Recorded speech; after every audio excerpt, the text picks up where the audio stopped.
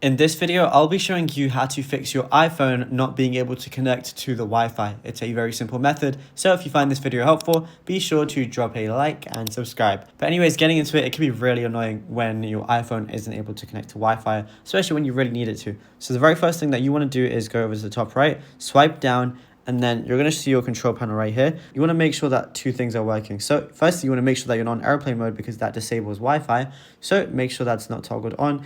And then you want to make sure that you are actually on Wi-Fi. So that little Wi-Fi symbol right there should be blue. Then over there, all you want to do is go over to your settings. It's going to look something like this. And I want you to head over to general and then go over to software update and make sure your phone is fully up to date. And if it's not, I want you to update your phone as quickly as possible because sometimes that can make your Wi-Fi a bit unstable and not work properly. Next thing I want you to do is go over to Wi-Fi while you are still in settings and then just try and locate the Wi-Fi that you want to go on. For example, mine is Hogwarts Great Hall Wi-Fi.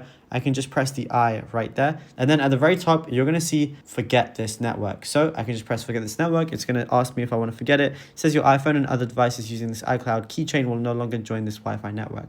And then once you're done with that, it's going to show up again in networks because it's going to be forgotten and it won't be saved again. And then just try reconnecting and then that should work and you should be good to go. Now, if you found this video helpful, be sure to like and subscribe and also let us know in the comments what more tutorials you want from this channel in the future.